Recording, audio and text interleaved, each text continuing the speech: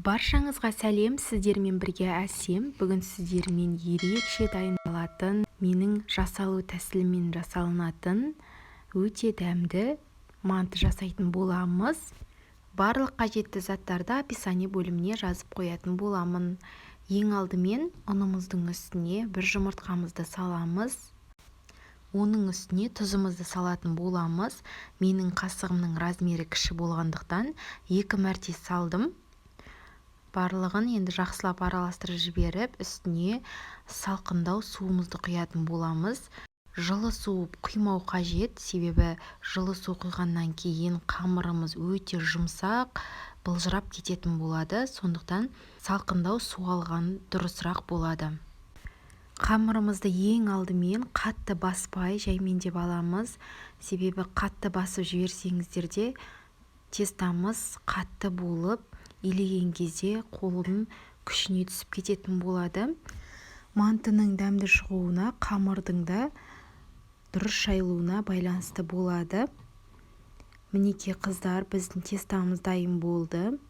Тестамыз тым жұмсақ та, қатты да болмауы керек. Дайын болған тестамызды үстін салафанмен жауып, бетін табамен жауып қоямыз. Салафанмен жауып қою міндетті емес, мен тек тезірек июі қансын деп салафанға салып қойдым. Келесі салмасын дайындайтын боламыз. Көбіне мен салмасына капустаны солонка етіп турап саламын. Бірақ бұл міндетті емес. Егер үйлеріңізде капуста болатын болса, салып жіберсеңіздер болады. Келесі жуамызды кубиктап турап салатын боламыз. Барынша жуаны көп салатын болсаңыздар, сіздердің мантыларыңыз сочный, өте дәмді болып, құрғақ болмай шығатын болады. Сондықтан жуаны мол етіп турап сала берсеңіздер болады. Келесі картошкамызды кубиктап турап салатын боламыз. Егер үйлеріңізде картоп болмай қалған жағдайда, тек қана жуамен фаршты қосып манты жасай берсеңіздер болады. Бұл одан да өте дәмді болып шығады. Барлық салмаларын дайындап болғаннан кейін қамырымызды тағы да бір рет басып қоятын боламыз. Жақсылап басып алып, июін қандырып, тағы да бетін жауып қоямыз. Қамырымызды екінші қайра басқаннан кейін салмасына дәмдеуіштерін қосатын боламыз. Тұзымызды қалауымызша саламыз. Егер фарш тұз алмаған болса, тұзды молынан сала берсеңіздер болады. Оның үстіне бұрышымызды қосып, бұрышты да әркім өзінің қалауы бойынша қосады. Оның үстіне мантыға арналған приправаны қостым. Бұл міндетті емес, қоспасаңыздар да болады. Тек қана тұз бұрышымызды салып, манты жасай берсеңіздер болады. Салмамыздың ішіне шамамен жарты кеседей сұйық майды қосамыз. Мен шамалап көз мөлшерімен қостым. Оның үстіне жарты кеседей салқын су құйып жібереміз. Су мен сұйық майды қосқан себебіміз манты дәмді, сочный болып шығады. Егер фарш құрғақ болатын болса, сұйық май мен суды міндетті түрде қосу керек.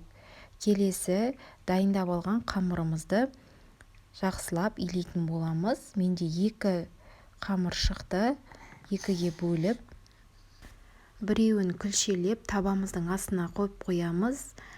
Келесі екіншісін илейтін боламыз. Ұнды көп мөлшерде сала берген дұрыс, сонда қамыр бір-біріне жабыспай, жақсы иленетін болады. Бір келкі әдемі болып шығады. Мінекей қыздар, мен қамырымды жайып болдым. Қамырды тым қатты, қалың да емес, жұқа да емес қылып жаю қажет. Себебі қатты қалың болып кеткен нан өте дәмсіз болып шығатын болады. Егер де жұқа қылып жаятын болсаңыздар, алған кезде тез жыртылып, ішіндегі фарштары шашылып кететін болады. Маған осылай кескен ыңғайлырақ. Видеоны мұқият қарап, осы тәсілмен де қамырымызды кессеңіздер болады.